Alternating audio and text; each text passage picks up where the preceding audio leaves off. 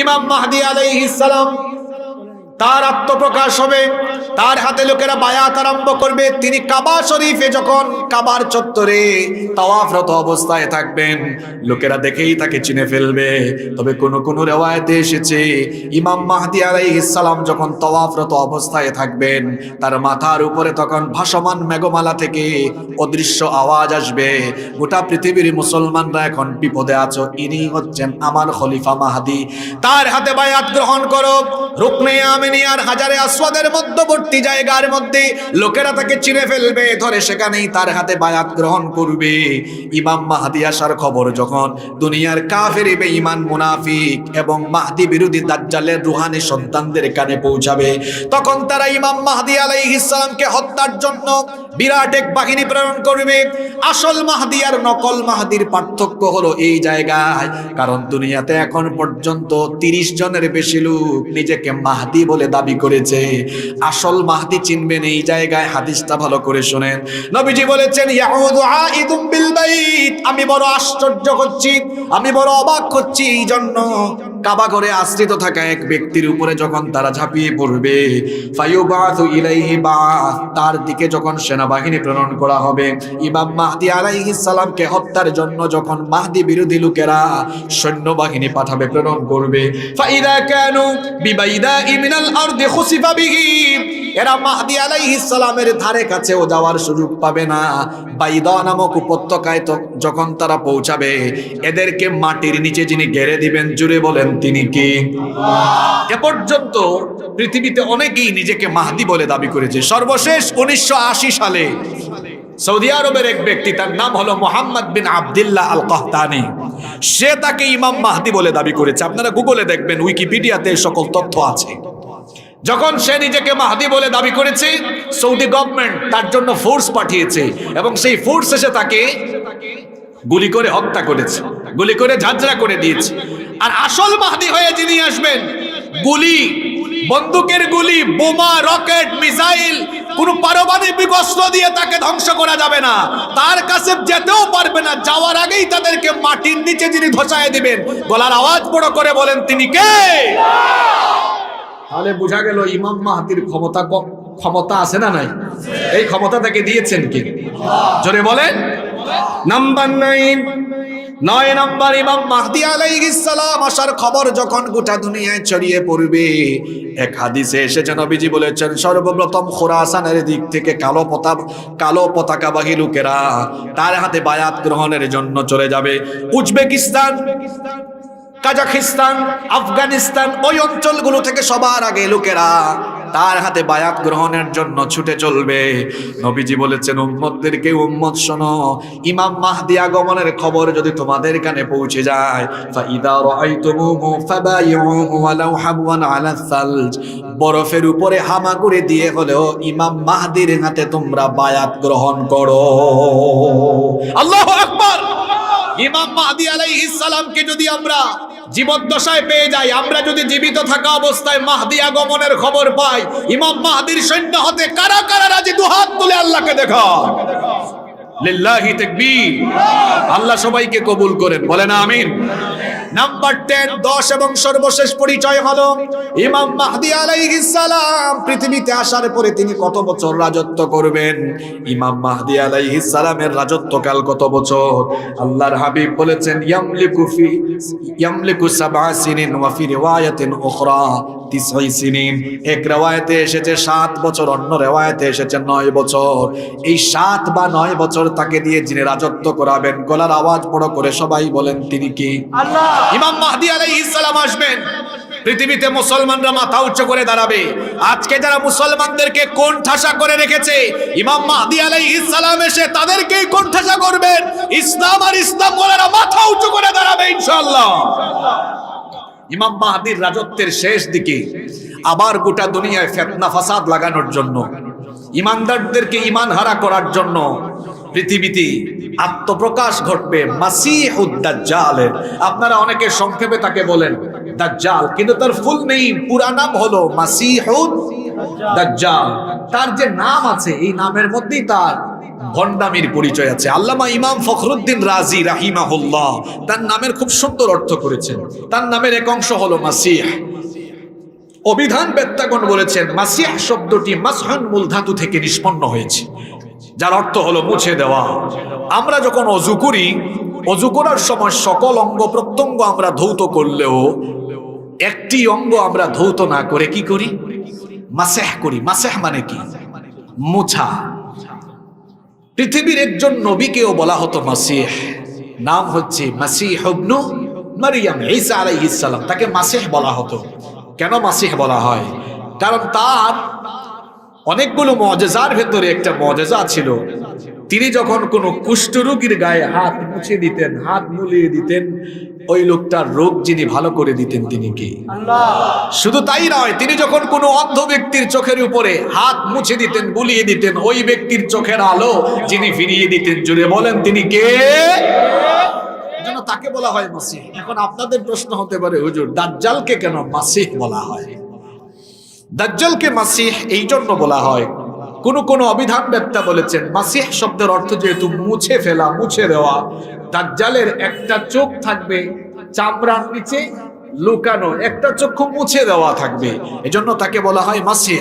আবার কোন মুফাসসির বলেছেন তাকে মাসিহ এই জন্য বলা হয়, কামুস আরবি অভিধান খুললে দেখবেন মাসিহ শব্দের আরেকটা অর্থ হচ্ছে ভূপৃষ্ঠে বিচরণকারী। এই মাসিহুদ দাজ্জালকে আল্লাহ এমন এক অলৌকিক ক্ষমতা দিবেন, মক্কা মদিনা ওয়া ফি রিওয়ায়াতিন উখরা, অন্য রিওয়ায়াতে পাওয়া যায় মসজিদে তুর এবং মসজিদে আকসা, এই জায়গাগুলো ব্যতীত গোটা দুনিয়াতে সে দ্রুততার সাথে বিচরণ করবে আর মানুষকে ঈমান হারা করার জন্য ফিতনা লাগানোর কাজ করবে। যেহেতু সে নির্দিষ্ট কয়েকটি স্থান ব্যতীত গোটা দুনিয়াতে দ্রুততার সাথে বিচরণ করবে, এজন্য তার নাম হলো মাসিহ। তার নামের আরেকটা অংশ হলো দাজ্জাল। দাজ্জাল শব্দটি আদ-দাজিলু মূল ধাতু থেকে নিষ্পন্ন হয়েছে। এর অর্থ হলো আদ-দাজ্জাল ইয়ানি আল খালাত, মানে হচ্ছে মিশ্রণ ঘটানো, সত্যের সাথে মিথ্যা মিশ্রণ ঘটানো, ভালোর সাথে মন্দের মিশ্রণ ঘটানো। যেহেতু দাজ্জাল হবে সত্য মিথ্যার মিশ্রণকারী এবং সে হবে ভণ্ড, ধোঁকাবাজ, প্রতারক, তার খাসলতের সাথে মিলিয়েও তার নাম রাখা হয়েছে কি? দাজ্জাল। তাহলে তার নামের পুরো অর্থ কি হয়? মাসিহুদ দাজ্জাল, ভূপৃষ্ঠে বিচরণকারী মহাভণ্ড, মহাপ্রতারক, মহামিথ্যু। কথা কি বোঝা যায়? দাজ্জালের 12টি পরিচয় 5-6 মিনিটের সংক্ষেপে তুলে ধরছি। আপনাদের কষ্ট হচ্ছে? কয়টা পরিচয়? 12টি। নাম্বার 1, 1 নাম্বার, দাজ্জাল জিন ভূত বা অন্য কোনো জাতির মধ্য থেকে আসবে না, বরং মানুষের আকৃতিতেই, মানুষের মধ্য থেকেই দাজ্জালের আগমন হবে। সে হবে মানুষের মতোই দেখতে, তবে তার মধ্যে ব্যতিক্রমী কিছু বৈশিষ্ট্য থাকবে। নাম্বার 2 নাম্বার হলো আল্লাহর নবী বলেছেন আলা ইন্নাল মাসিহাদ দাজ্জাল আ'ওয়ারুল আইন, সাবধান, মাসিহুদ দাজ্জাল সম্পর্কে জেনে নাও, সে হবে অন্ধ, তার চক্ষু থাকবে কানা। দাজ্জাল হবে কানা। কানা দাজ্জাল এসে নিজেকে রব বলে দাবি করবে। নবীজি আল্লাহর হাবিব বলেছেন সাবধান হয়ে যাও, তোমাদের রব কিন্তু অন্ধ নন। আমাদের রব এত সুন্দর, কত সুন্দর আমরা জানি না। আসমান জমিন আর আল্লাহর সৃষ্টি যদি এত সুন্দর হয়, সে আল্লাহ আরো কত সুন্দর হবেন আমরা জানি। দুনিয়া সুন্দর, মানুষ সুন্দর, আসমান সুন্দর, জমিন সুন্দর, সুন্দরে সুন্দরে পাল্লা, জানি না কত সুন্দর তুমি আল্লাহ, জানি না কত সুন্দর তুমি আল্লাহ। আল্লাহু আকবার। শুনেন, একটা হাদিস আমার মনে পড়লো, খুব খেয়াল করে শুনেন। আল্লাহর নবী বলেছেন মহাবিশ্ব সৃষ্টির পর থেকে কিয়ামত পর্যন্ত দুনিয়ায় যত ফিতনা ঘটবে, সকল ফিতনার মধ্যে সর্বাপেক্ষা ভয়ঙ্কর ফিতনার নাম হলো দাজ্জালের ফিতনা। নবীজি বলেছেন মা মিন নাবিয়্যিন ইল্লা ওয়াকাদ আনযারা উম্মাতাহুল আ'ওয়ারুল কাযযাব, এমন কোন নবী বা রাসূল নাই যে নবী বা রাসূল তার উম্মতকে দাজ্জালের ব্যাপারে সতর্ক করেন নাই। তবে এখানে একটা নিয়ামতের ব্যাপার হলো বাবা আদম নবী থেকে নিয়ে ঈসা রূহুল্লাহ আলাইহিমুস সালাম পর্যন্ত যত নবী রাসূল এসেছেন সকল নবীরাই কেবল উম্মতকে দাজ্জালের কথা বলে সতর্ক করেছেন, কিন্তু দাজ্জালের কোনো বৈশিষ্ট্য তারা উম্মতকে জানান নাই, কারণ আল্লাহ তাদেরকে জানান নাই। নবীজি বলেছেন, উম্মত শোনো, তোমাদের জন্য সুখবর হলো অন্য নবীর মতো শুধু তোমাদেরকে সতর্ক করছি না, তার আকৃতি কেমন হবে, গড়ন কেমন হবে, বৈশিষ্ট্য কেমন হবে, কোথা থেকে কিভাবে আগমন করবে, কখন আগমন করবে, সবকিছু তোমাদেরকে আমি খোলাসা করে বলে দিয়ে যাচ্ছি। সুবহানাল্লাহ। এজন্য কথাগুলো শুনেন, কারণ আগামীর পৃথিবী এই চ্যালেঞ্জে, এই ফিতনায় পড়বে। এই ফিতনা থেকে বাঁচার জন্য কথাগুলো মনোযোগ দিয়ে শোনার দরকার আছে না নাই? দুইটা বৈশিষ্ট্য বললাম। 3 নাম্বার নবীজি বলেছেন আন্নাহু শাবুন কতাত, দাজ্জাল হবে মধ্যবয়সী একজন যুবক। নাম্বার 4, 4 নাম্বার হচ্ছে আন্নাহু আহমার, তার গায়ের রং হবে লালচে। ওয়া ফি রিওয়ায়াতিন উখরা, অন্য রিওয়ায়াতে এসেছে শুভ্র এবং শ্বেত চামড়ার অধিকারী হবে সে।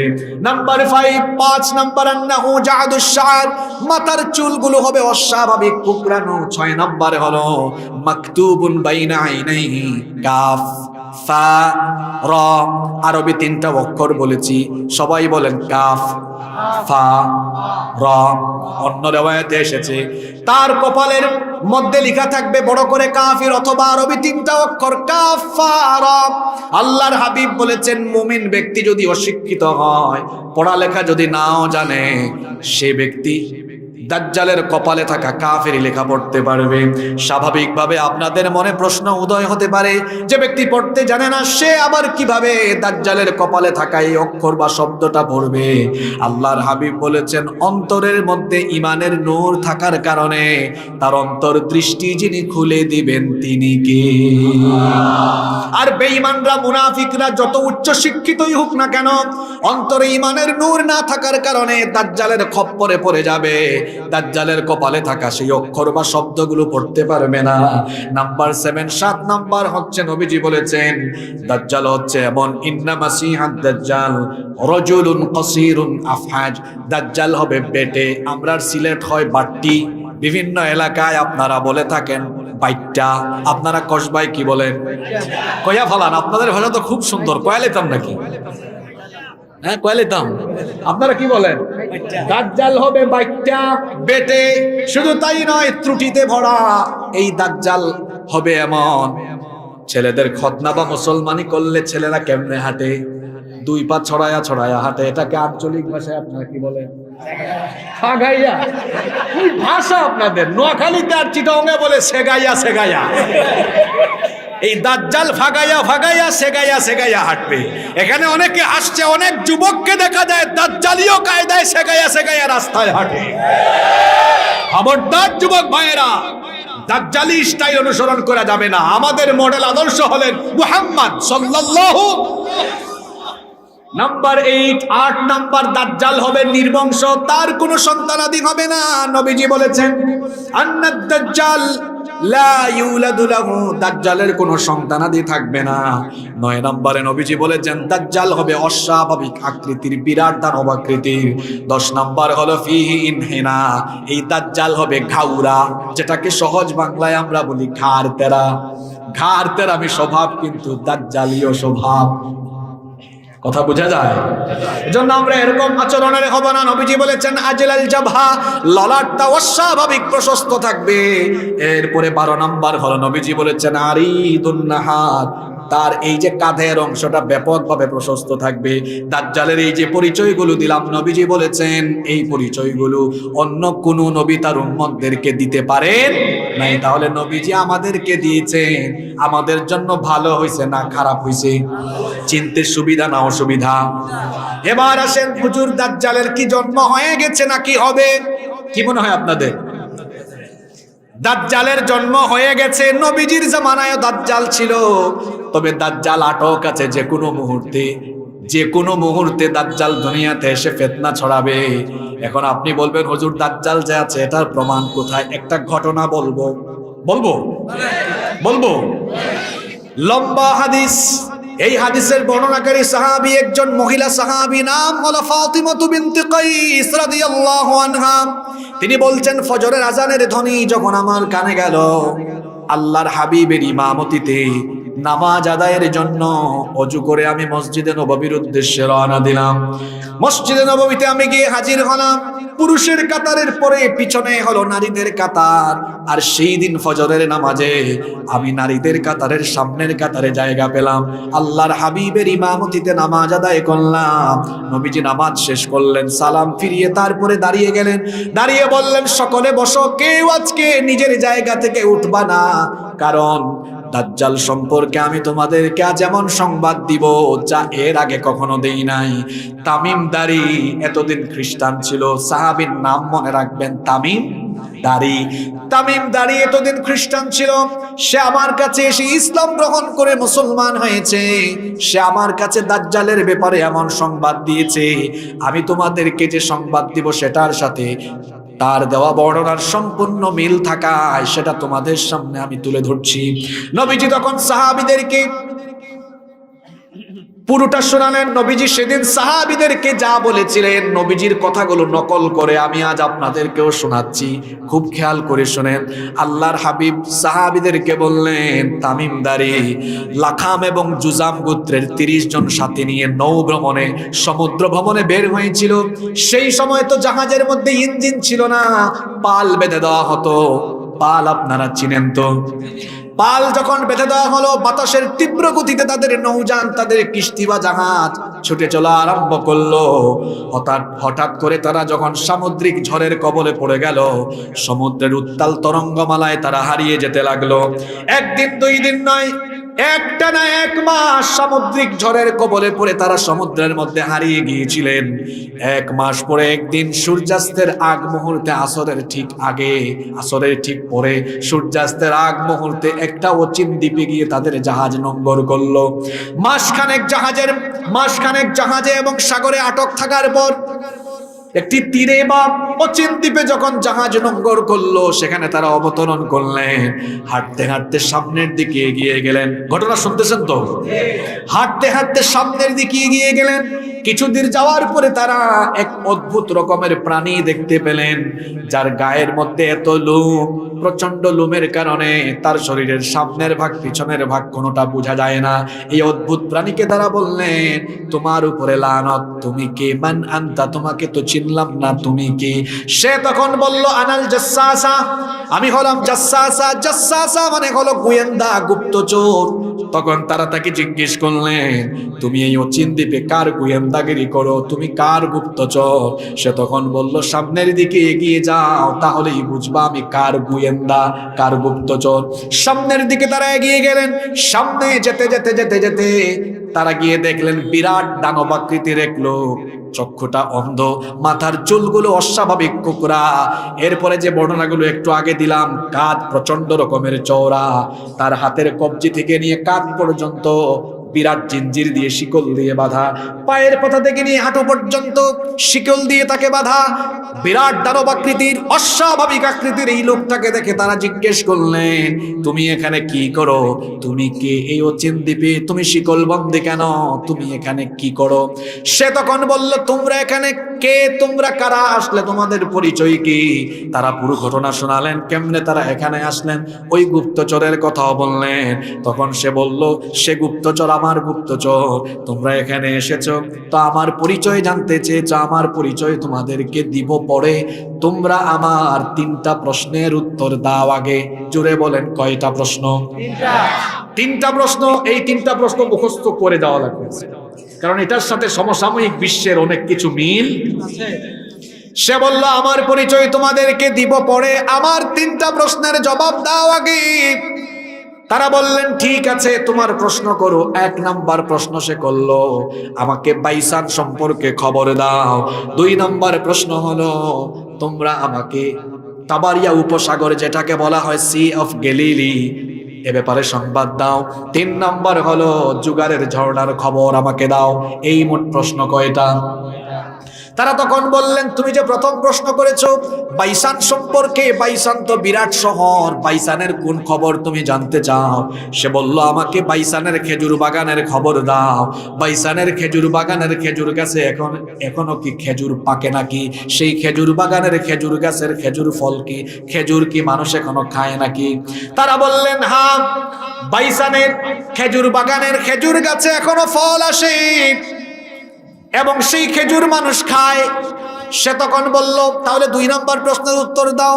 বুহায়রাতুত তাবারিয়া, তাবারিয়া উপসাগর যেটাকে বর্তমানে বলা হয় সি অফ গ্যালিলি, এই সি অফ গ্যালিলির খবর বলো। তারা তখন বললেন, সি অফ গ্যালিলির কোন খবর তুমি জানতে চাও?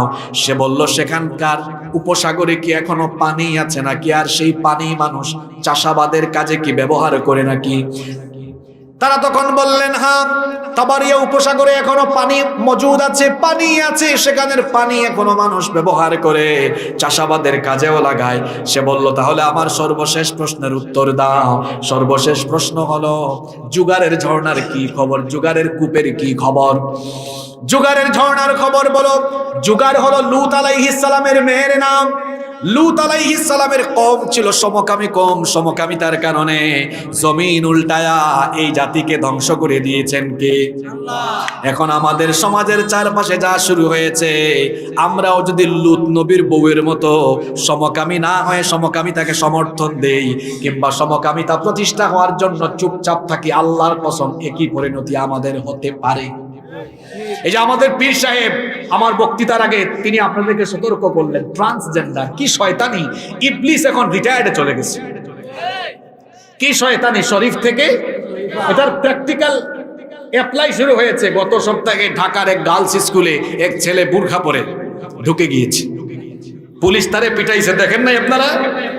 শরীফ থেকে শরীফা, একটা ছেলে, ছেলের মতোই দৈহিক বৈশিষ্ট্য, কণ্ঠ ছেলের মতো দাড়ি গোঁফ সবই গজায়, মনে মনে সে ভাবে মেয়ে। কি জাতের শয়তানি, মনে মনে ভাবে এরা মনস্তাত্ত্বিক লিঙ্গবাদী, এটা তার মানসিক রোগ, তার মনের রোগ, মনের রোগের চিকিৎসা করুক। কিন্তু এটাকে প্রমোট করা, আইন পাস করা, বৈধতা দিয়ে কিংবা পাঠ্য বইয়ে ঢুকিয়ে দিয়ে ছেলে মেয়েদের ব্রেন ওয়াশ করা বরদাস্ত করবে না দেশের মানুষ। এই যে ক্লাস 7 এর বইয়ে এটা আছে, বাচ্চারা যদি এগুলা পড়ে তো পরিণতি কি হবে শুনেন। দলমত নির্বিশেষে সবাই এটা শুনেন, আপনিও বিপদে পড়বেন। আপনার ছেলে মনে করেন এটা পড়লো, আপনার ছেলে ইন্টারমিডিয়েটে কলেজে যাওয়ার পরে বা ইউনিভার্সিটিতে যাওয়ার পরে সে যখন হোস্টেলে সিট দরকার, তখন হোস্টেল সুপারকে যদি বলে, স্যার দেখতে আমি মুন্না, কণ্ঠ মুন্নার মতো, কিন্তু সিট লাগবে, এখন আমি মনে মনে মুন্নি, আমার মহিলা হোস্টেলে সিট দেন, তো পরিস্থিতি কি হবে? শিয়াল মুরগির খামারের পাশে এসে মুরগিকে বলছে, দেখো মুরগি, আমি দেখতে শিয়াল কিন্তু মনে মনে আমি মুরগি। এখন মুরগির যদি দয়া মায়া হয়, যদি বলে ঠিক আছে মনে মনে যেহেতু মুরগি আমাদের সাথেই থাকুক, তো শিয়াল মনে মনে মুরগি হয়ে মুরগির খামারে ঢুকলে সকালবেলা একটা মুরগি থাকবে? শিয়াল মনে মনে মুরগি হয়ে মুরগির খামারে ঢুকলে মুরগির যে পরিণতি হবে, মুন্না মুন্নি হয়ে কলেজ বিশ্ববিদ্যালয়ের হোস্টেলে সিট পেলে মেয়েদের পরিণতিও তাই হবে।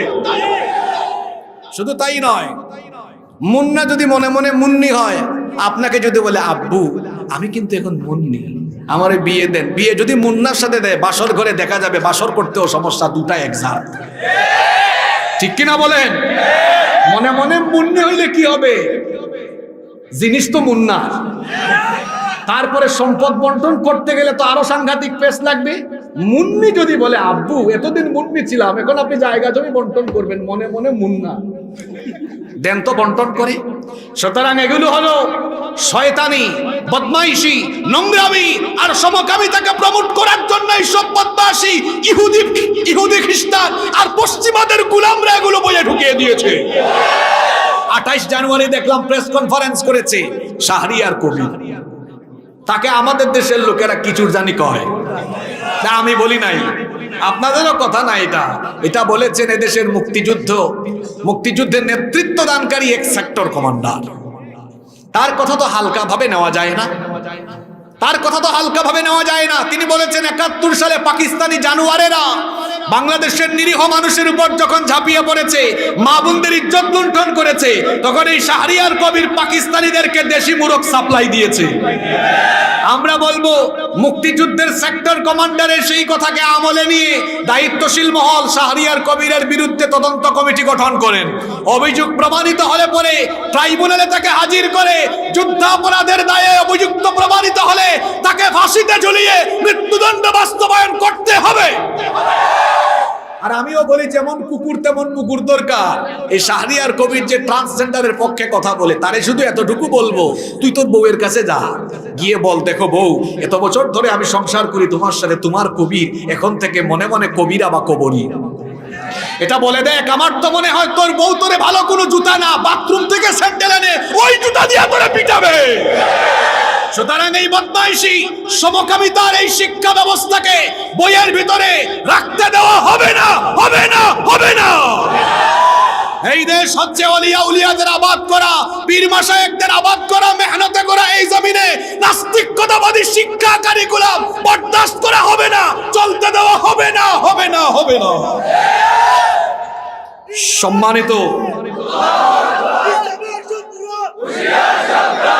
সম্মানিত ভাইয়েরা, কোথায় ছিলাম মনে আছে?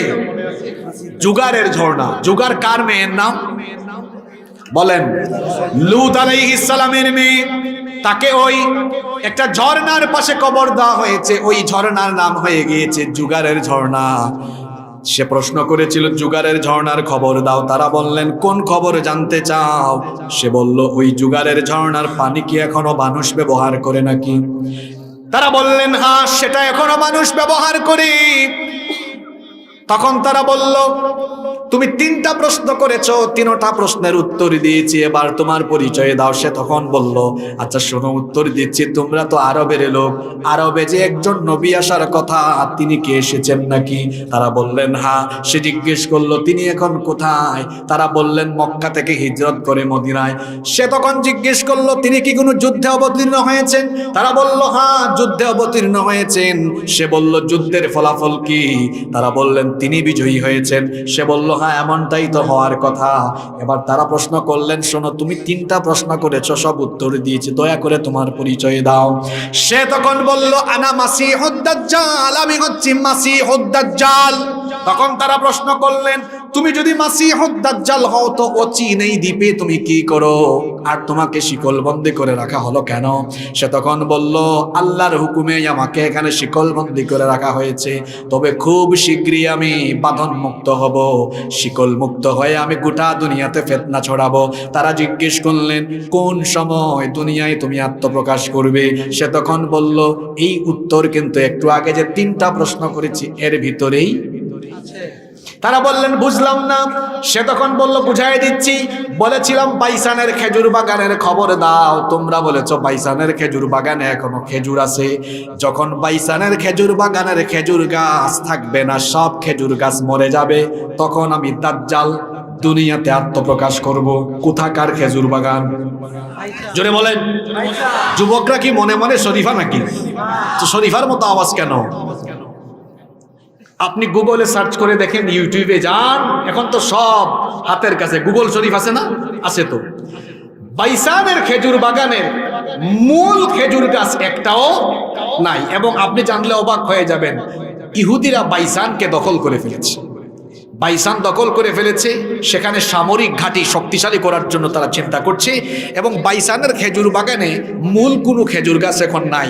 ইহুদিরা মরক্কো থেকে কিছু খেজুর গাছ এনে সেখানে লাগিয়েছে। তাহলে দাজ্জাল আসার যে আলামত এই হাদিসে বলা হয়েছে, বাইসানের খেজুর বাগানের মূল খেজুর গাছ থাকবে না, মূল খেজুর গাছ কি আছে? জোরে বলেন আছে?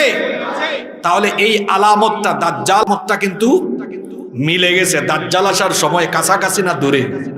আমি তো প্রায় জায়গায় বলি দাজ্জাল আপনার বাড়ির গেটের সামনে চলে এসেছে, আপনি খবরও পাচ্ছেন না, টেরও পাচ্ছেন না। আপনার বাচ্চার বইয়ের ভেতরে দাজ্জালের রুহানি সন্তান আছে, যেটা আমি আলোচনার শুরুতে বলেছিলাম, দাজ্জালের রুহানি সন্তানরা তো এই কাম করছে। এরপরে আসুন, 2 নম্বর প্রশ্ন করেছিল তাবারিয়া, সি অফ গ্যালিলি সম্পর্কে। দাজ্জাল তাদেরকে বলল অচিরেই তাবারিয়া উপসাগরের সব পানি শেষ হয়ে যাবে, যখন শেষ হবে তখন আমি আত্মপ্রকাশ করব। ইহুদিরা এই তাবারিয়া বা সি অফ গ্যালিলিও দখল করে রেখেছে, 1 ফুটা পানি তারা ফিলিস্তিনিদেরকে দেয় না, এবং এই উপসাগরের পানি দিন দিন কমে যাচ্ছে। দাজ্জাল আসার আলামত দূরে না নিকটে? তিন নম্বর প্রশ্ন করেছে যুগারের ঝর্ণা সম্পর্কে। যুগারের ঝর্ণার পানিও এখন শুকিয়ে যাচ্ছে, তাহলে দাজ্জাল আসা খুব দূরে না নিকটে? জোরে বলেন। ঘটনাটা কিন্তু শেষ হয় নাই, ঘটনা শুনতেছেন তো আপনারা? এরা জিজ্ঞেস করলেন, আচ্ছা তুমি যখন দুনিয়াতে যাবে তখন তুমি কতদিন দুনিয়ায় অবস্থান করবে? দাজ্জাল তখন বলল, দুনিয়াতে আমি মোট অবস্থান করব 40 দিন। জুড়ে বলেন কয়দিন? 40 দিন। তবে আমার প্রথম দিন হবে 1 বছরের সমান, দ্বিতীয় দিন হবে 1 মাসের সমান, তৃতীয় দিন হবে 1 সপ্তাহের সমান, বাদ বাকি 37 দিন হবে স্বাভাবিক দিনের মতো। এই কথা শুনে সাহাবীরা নবীজিকে প্রশ্ন করেছিলেন, ওগো আল্লাহর রাসূল, যদি দাজ্জালের প্রথম দিনটা 1 বছরের সমান হয় তাহলে এত নামাজ আমরা কিভাবে আদায় করব? নবীজি তখন বললেন, অনুমান করে করে সালাত আদায় করে নিবে। আল্লাহু আকবার। দাজ্জালকে তারা প্রশ্ন করেছিলেন, আচ্ছা তুমি যখন দুনিয়াতে যাবে তুমি দুনিয়ার কোন কোন জায়গায় অবস্থান করবে? সে তখন বলল, কেবলমাত্র মক্কা আর মদিনা। তবে অন্য আরেকটা হাদিস পাওয়া যায় মসজিদে তুর এবং মসজিদে আকসা। যদি আমরা 2 হাদিসকে একত্রিত করি তো পাবো 4টা জায়গা, মক্কা মদিনা, মসজিদে তুর আর মসজিদে আকসা।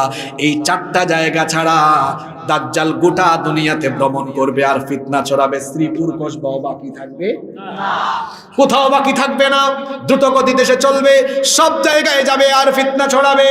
নবীজি যখন এই কথা বলছিলেন, নবীজি তখন বলছিলেন, সাহাবীরা শোনো, এটা আমার মদিনা। 3 বার নবীজি হাতে লাঠি ছিল, লাঠি দিয়ে মাটিতে আঘাত করে বলেছিলেন, হাদিহি তয়বা, হাদিহি তয়বা, হাদিহি তয়বা।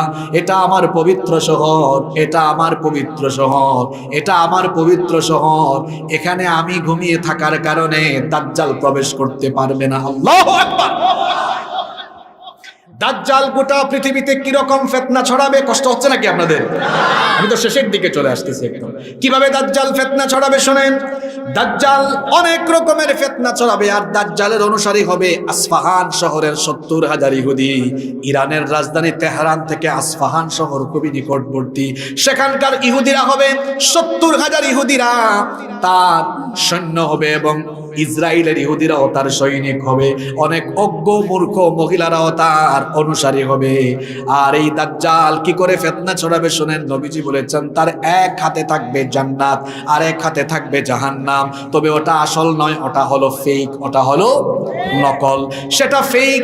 আল্লাহর হাবিব বলেছেন, দাজ্জাল বলবে, শোনো আমি খোদা, আমার উপর ঈমান আনো, ঈমান আনলে আমার জান্নাত দিব, না আনলে তোমাদেরকে জাহান্নাম দিব। দাজ্জাল যখন এই ফিতনা ছড়াবে, নবীজি বলেছেন, দাজ্জালের ফিতনায় পড়ে যাও না, দাজ্জালের খপ্পরে পড়ো না, সে ভণ্ড মিথ্যাবাদী প্রতারক।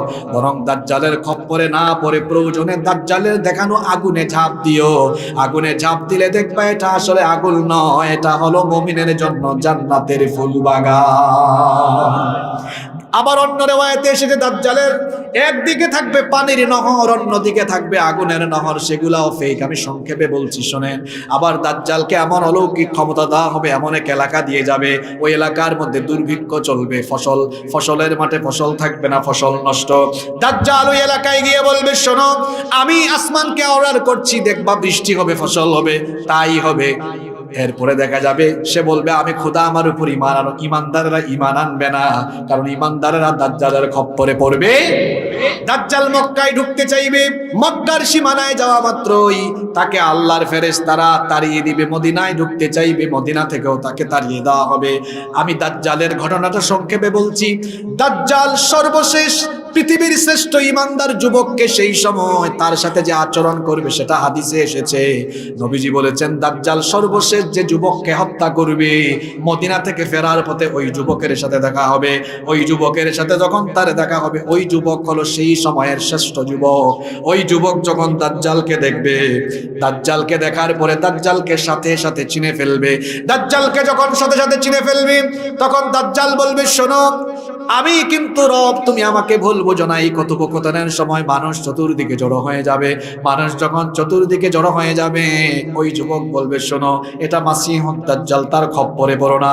দাজ্জাল তখন উপস্থিত সমবেত লোকদেরকে বলবে, শোনো দেখো তোমাদের সামনে আমি তাকে হত্যা করব, এরপরে আমি তার জীবন ফিরিয়ে দেব, দেখবা আমি যে আসল খোদা। সে তখন ওই যুবককে হত্যা করবে, আবার তাকে জিন্দা করবে। তবে দাজ্জাল যেটা করবে সব হলো ভেলকিবাজি, শয়তানদেরকে কাজে লাগায় এগুলা করবে, সব হলো ধোঁকাবাজি। দাজ্জাল দেখাবে আর বলবে, দেখছো আমি আসলেই তোমাদের খোদা। ওই যুবক চোখ খোলার পরে বলবে, তুই যে দাজ্জাল, এখন আমি এটা আরো ভালো করে বুঝতে পেরেছি, তুই যে পাকাপুক্ত দাজ্জাল। দাজ্জাল তখন তার অনুসারীদেরকে বলবে, কে ধরো, মারো। এরপরে দাজ্জাল তার মাথার উপরে করাত রাখবে, করাত রেখে বলবে, এখনো সময় আছে, ঈমান আনো, নইলে তোমাকে দ্বিখণ্ডিত করে ফেলবো। সে বলবো, যতই বলো না কেন কোনো লাভ হবে। করাত চালিয়ে দুই টুকরা করে ফেলবে, শরীরের দুই টুকরার মাঝখান দিয়ে দাজ্জাল চলাফেরা করবে। এরপরে দুই টুকরাকে আবার জোড়া লাগিয়ে দিবে। ওই যুবককে বলবে, এখনো কি তুমি বিশ্বাস করো না আমি যে তোমার খোদা? ওই যুবক তখন বলবে, এখন আমার বিশ্বাস আরো পাকাপুক্ত হয়েছে, তুই যে মাসিহ দাজ্জাল। এইভাবে করে দাজ্জালের ফিতনায় গোটা দুনিয়া যখন আচ্ছন্ন হয়ে যাবে, সারা দুনিয়ার মানুষ যখন দাজ্জালের ফিতনায় অতিষ্ঠ হয়ে যাবে, সেই সময় এই দাজ্জালকে হত্যা করার জন্য সাইয়েদিনা ঈসা আলাইহিস সালামকে যিনি দুনিয়াতে পাঠাবেন তিনি কে? আরো জোরে বলেন, তিনি কে? একজন নবীর এখনো ইন্তেকাল হয় নাই, মরণ হয় নাই, তিনি হলেন ঈসা আলাইহিস সালাম। তবে ইহুদি আর খ্রিস্টানরা তারা ভুলের মধ্যে আছে, তারা আছে মিসা নিয়ে, আমরা আছি ঈসা নিয়ে। কথা বুঝেন না? ইহুদিরা সেই সময়ের জালিম শাসককে প্রভাবিত করেছিল ঈসা আলাইহিস সালামকে হত্যা করার জন্য। সেই জালিম শাসক বিরাট এক সৈন্যবাহিনী পাঠিয়েছিল, ইহুদিরাও সাথে ছিল। তারা গিয়ে ঈসা আলাইহিস সালামের বাড়ি ঘেরাও করে ফেললো।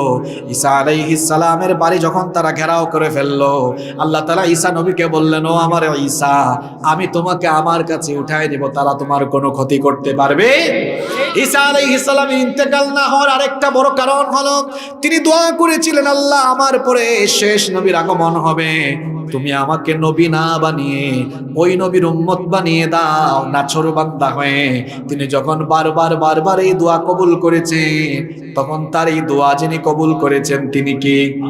আমরা কিন্তু উম্মত হওয়ার জন্য আল্লাহর কাছে আবেদন করা লাগে নাই। যেখানে অন্যান্য নবী না হয়ে আমাদের নবীর উম্মত হওয়ার জন্য চেয়েছেন, আমরা না চাইতেই আমাদেরকে আল্লাহ তার হাবিবের উম্মত বানিয়ে দিয়েছে। সুবহানাল্লাহ কইতে ইচ্ছে করে না আপনাদের? ঈসা আলাইহিস সালামের এই দোয়া কবুল করেছেন, এজন্য তার ইন্তেকাল হয় নাই। আর তাকে যখন সৈন্যরা বাড়ি ঘিরে ফেললো, আল্লাহ তাআলা তখন তাকে উঠায়া নিলেন। ইহুদিরা যখন ঘরে ঢুকলো, যখন সৈন্যরা ঘরে ঢুকলো, আল্লাহ তাআলা কি করলেন শুনে, তাদের ভেতরকার একজন সৈন্যকে আল্লাহ তাআলা ঈসা নবীর সুরত দিয়ে দিলেন। আল্লাহর জন্য এটা কঠিন না সহজ? আরো জোরে বলেন, কঠিন না সহজ? ঈসা নবীর সুরত একজনকে দিয়ে দিলেন। এখন তারা সবাই মনে করলো এটা ঈসা, কিন্তু আপনারা বলেন তো এটা ঈসা না মিসা? মিসা না ঈসা? এরা সবাই তাকে ধরলো, কয় এই তো ঈসাকে পাইছি। সে কয়, কি এর ঈসা? আমি তো মিসা, আমি তো তোমাদের সাথে এসেছি। তারা বললো, আর মিথ্যা বলে লাভ নাই, কিসের আমাদের সাথে এসেছো? সে তখন চিল্লায়, আমি তো তোমাদেরই লোক, আমাকে কেন নিয়ে যাও? কয়, তোমার চেহারা সুরত সবই তো ঈসার মতো, মিথ্যা বলো কেন? নিয়ে গেল ঈসা আলাইহিস সালাম মনে করে তাকে তারা শুলে চড়ালো। ইহুদি খ্রিস্টানরা মনে করে ঈসা আলাইহিস সালামকে শুলে চড়িয়ে তারা মেরে ফেলেছে, কিন্তু যাকে তারা শুলে চড়িয়ে মেরেছে ওইটা ঈসা নয়, ওইটা হলো জোরে বলেন। এই জন্য ইহুদি খ্রিস্টানরা আছে মিসা নিয়ে, আমরা আছি ঈসা নিয়ে। ঈসা আলাইহিস সালামের এখনো ইন্তেকাল হয় নাই। এই নবীর উম্মত আল্লাহ তাকে বানাবে। শুধু উম্মত নয়, তাকে দিয়ে আল্লাহ বিরাট এক দায়িত্ব পালন করাবেন। দাজ্জালের ফিতনায় যখন গোটা দুনিয়ার মানুষ দিকহারা হয়ে যাবে, পেরেশান হয়ে যাবে, সেই সময় আল্লাহ তাআলা সাইয়্যিদিনা ঈসা আলাইহিস সালামকে পাঠাবেন। সাইয়্যিদিনা ঈসা আলাইহিস সালাম কোন সময় আসবেন শোনেন, হাদিসে এসেছে, একদিন ফজরের নামাজে ইকামত হয়ে যাবে সিরিয়ার দামেস্কের পূর্ব দিকের সাদা গম্বুজওয়ালা মসজিদে। ইমাম মাহদী আলাইহিস সালাম নামাজের ইমামতির জন্য ইকামতের পরে যখন এগিয়ে যাবেন, এমন সময় সাইয়্যিদিনা ঈসা আলাইহিস সালাম দুইজন ফেরেশতার কাঁধের উপরে ভর করে সিরিয়ার দামেস্কের পূর্ব দিকের সাদা গম্বুজওয়ালা ওই মসজিদের ছাদে অবতরণ করবেন। আল্লাহু আকবার। তার দাড়ি থেকে চুল থেকে তখন টপ টপ করে পানি পড়তে থাকবে, মনে হবে যেন মাত্রই ওযু করে গোসল করে এসেছেন। ইমাম মাহদি আলাইহিস সালাম তাকে দেখেই চিনে ফেলবেন। ইমাম মাহদি আলাইহিস সালাম তাকে বলবেন, আপনি আসেন, এসে আপনি নামাজি ইমামতির জায়গায় যারা আজকে আপনি ইমামতি করেন। তখন ঈসা আলাইহিস সালাম বলবেন, না, আপনি হচ্ছেন গোটা দুনিয়ার মুসলমানদের খলিফা, আপনি ইমামতি করবেন, আমি ইমাম না হয় আমি মুক্তাদি হব, মুসল্লি হব।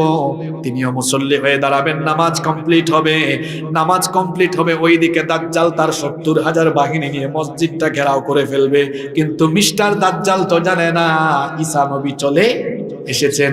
ঈসা নবীও সালাম ফেরানোর পরে সবাইকে উদ্দেশ্য করে বলবেন, আল্লাহ তাআলা আমাকে পাঠিয়েছেন তোমাদেরকে এই সংকট থেকে, এই ফিতনা থেকে উত্তরণের জন্য, মাসিহুদ দাজ্জালকে কতল করার জন্য আল্লাহ আমাকে পাঠিয়েছেন। আল্লাহু আকবার। এখনই প্রস্তুত হও, রওনা হও, আমরা বেরিয়ে পড়ব। যখন তারা মসজিদের বাইরে আসলেন, দেখলেন, তখন তারা দেখবেন যাওয়া লাগবে না, দাজ্জাল তার 70,000 বাহিনী নিয়ে হাজির হয়ে আছে। বুখারীর হাদিসে এসেছে, দাজ্জাল যখন ঈসা আলাইহিস সালামকে দেখবে, তখন সে পানির মধ্যে লবণ যেভাবে দিলে লবণ গলে যায়, গলে যাওয়ার মতো তার অবস্থা হবে। পানিতে লবণ দিলে লবণ থাকে না, গলে যায়। পানিতে লবণ দিলে পরে লবণ যেমন গলে যায়, ঈসা আলাইহিস সালামকে দেখে দাজ্জালেরও গলে যাওয়ার মতো অবস্থা হবে। দাজ্জাল তখন তার বাহিনী রেখে দিয়ে পালানো আরম্ভ করবে। সুবহানাল্লাহ বলবেন না? কর্মীরা দেখবে আমাদের নেতাই আমাদেরকে রেখে পালিয়ে গিয়েছে। ঈসা আলাইহিস সালাম বলবেন, তোমাদের জিনিস তোমরা ধরো, আমার জিনিস গিয়ে আমি ধরি। কথা বুঝেন নাই? তোমাদের জিনিস অর্থাৎ ইহুদিদেরকে তোমরা ধরো, আমার জিনিস আমি ধরি। এই কথা বলে তিনি রওনা করবেন মাসিহুদ দাজ্জালকে তিনি তাড়াতে তাড়াতে তাড়াতে তাড়াতে লুদ, লাম দাল পেশ লুদ, বাবে লুদের কাছে গিয়ে তাকে ধরবেন। এটাও ইসরায়েলের অংশ ছিল, ফিলিস্তিনিরা এটাকেও দখল করে রেখেছে। তেল আবিব থেকে নিকটবর্তী এটা, ওই বাবে লুদের কাছে গিয়ে ঈসা আলাইহিস সালাম দাজ্জালকে ধরবেন এবং সেখানেই তাকে তিনি কতল করবেন। আল্লাহু আকবার। অন্যদিকে ওই ইহুদিদেরকে মুসলমানেরা ধরবে আর জাহান্নামে পাঠাবে। সেই দিন অবস্থা এমন হবে, ইহুদিরা যখন গিয়ে কোনো দেয়ালের আড়ালে লুকাবে, ইট কথা বলবে, দেয়াল কথা বলবে, বলবে, হে আল্লাহর মুজাহিদ বান্দা, আমার আড়ালে আল্লাহর দুশমন ইহুদি লুকিয়ে আছে, তাকে ধরো, জাহান্নামে পাঠাও। গাছের আড়ালে যখন তারা লুকাবে, গাছও কথা বলবে, আজকে যে ইহুদিরা দাজ্জালের রুহানি সন্তানরা মানুষের রক্ত ঝরায়, রক্ত পিপাসু এই দাজ্জালের সন্তানরা রেহাই পাবে না। ইমাম মাহদি এবং ঈসা আলাইহিস সালামের নেতৃত্বে সেই দিন তারা গোটা দুনিয়াতে পরাজিত হবে। দাজ্জাল শেষ, দাজ্জালের বাহিনীও শেষ। আপনারা ভয় পাবেন না। আজকের যে ইসরায়েল অসভ্য জারজ রাষ্ট্র, ফিলিস্তিনিদের রক্ত পিপাসু হয়ে ফিলিস্তিনিদের রক্ত পান করছে আর গোটা দুনিয়ায় মুসলমানদের সাথে দুশ্মনী করছে, এদের পরিণতি অত্যন্ত ভয়াবহ হবে। মুসলমানরা মাথা উঁচু করে দাঁড়াবে। তারা বলছে এবং তাদের মিত্র পশ্চিমারা বলছে ফিলিস্তিনকে শেষ করে দাও। আমরা বলছি নবীজির হাদিসকে সাক্ষ্য রেখে ফিলিস্তিন থাকবে, বরং পৃথিবীর মানচিত্র থেকে অসভ্য ইহুদিরা এবং তাদের মিত্র পশ্চিমা মার্কিনী গোলামরা নিঃশেষ হয়ে যাবে। মুসলমানরা আগামী পৃথিবীর নেতৃত্ব দিবে। দাজ্জালের এই ফিতনা থেকে আমাদের বাঁচার দরকার আছে না নাই? জোরে বলেন, দাজ্জালের ফিতনা থেকে বাঁচার দরকার আছে না নাই? এবার আসুন সর্বশেষ আমরা দাজ্জালের ফিতনা থেকে বাঁচার জন্য কয়েকটা আমলের কথা শুনে আমরা শেষের দিকে চলে যাব ইনশাআল্লাহ। দাজ্জালের ফিতনা থেকে বাঁচার জন্য মাত্র 3টা আমল আপনাদেরকে শিখায়া যাচ্ছি। জোরে বলেন কয়টা? 3টা। 1 নাম্বার হলো তাওহীদের জ্ঞান রাখা। আল্লাহ হচ্ছেন একক, অদ্বিতীয়, তার সাথে কোনো শরীক নাই, তিনি ছাড়া কোনো ইলাহ নাই, মাবুদ নাই, অন্য কেউ উপাস্য হতে পারে না, আইনদাতা বিধানদাতা হতে পারে। আল্লাহর যে 99টা নাম আছে সেগুলোর ব্যাপারে ভালো করে জানবেন, তাহলে দাজ্জালের খপ্পরে পড়বেন না। 2 নম্বরে নামাজে সালাম ফেরানোর আগে আল্লাহর হাবিব বলেছেন, ইদা তাশাহাদা আহাদুকুম ফালইস্তাঈদ বিল্লাহি মিন আরবা। নবীজি বলেছেন, তোমাদের যখন কেউ তাশাহুদ পাঠ করে সালাম ফেরানোর আগে সেজন্য 4টা জিনিস থেকে আল্লাহর কাছে পানা চাই। জোরে বলেন কয়টা? আমাদের সমাজের চিত্র হলো, আমরা যখন নামাজের শেষ বৈঠকে থাকি, নিজেদের তাশাহুদ, দুরূদ আর দোয়ায়ে মাসুরা শেষ হয়ে গেলে আমরা কাশি দিয়ে দিয়ে সিগন্যাল দিয়ে ইমাম সাহেবকে সতর্ক করি। বেশিরভাগ মানুষ এই দোয়াটা করে না। এই দোয়াটা আপনারা করবেন, নবীজি শিখিয়েছেন। আল্লাহুম্মা ইন্নী আউযু বিকা মিন আযাবি জাহান্নাম ওয়া মিন আযাবিল কবর ওয়া মিন ফিতনাতিল মাসীহিদ দাজ্জাল ওয়া মিন ফিতনাতিল মাহইয়া ওয়াল মামাত। নবীজি বলেছেন সালাম ফেরানোর আগে এই চারটা জিনিস থেকে আল্লাহর কাছে পানাহ চাও। এই দোয়াটা পারেন তো? কে কে পারেন একটু হাত তোলেন তো দেখি। ঠিক আছে, দেখি আপনি বলেন দেখি, দাঁড়ানো লাগবে না। মাশাআল্লাহ,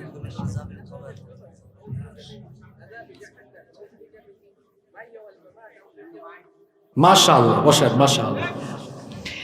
আমি ওনাকে বলাইলাম কেন, কিছু কিছু ছাত্র আছে ক্লাসে, টিচার যখন বলে বুঝছো, কয় বুঝছি, কিন্তু যখন টিচার বলে কি বুঝছো বলো, তখন অনেকে বিপদে পড়ে।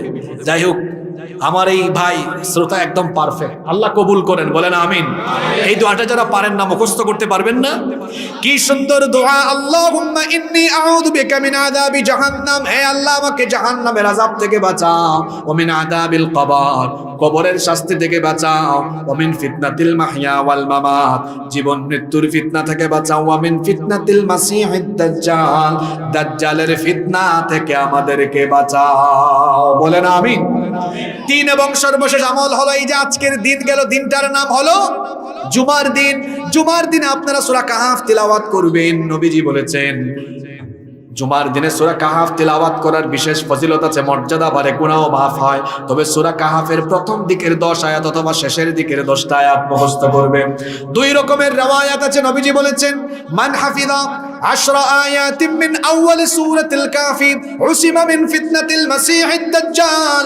নবীজি বলেছেন যে ব্যক্তি সূরা কাহাফের প্রথম 10 আয়াত মুখস্থ করবে, ওয়া ফি রিওয়ায়াতিন উখরা, অন্য riwayate এসেছে মান হাফিযা 10 আল আওয়াখির মিন সূরাতিল কাফি উসিমা মিন ফিতনাতিদ দাজ্জাল। আল্লাহর হাবিব বলেছেন যে ব্যক্তি সূরা কাহাফের শেষের 10 আয়াত মুখস্থ করবে।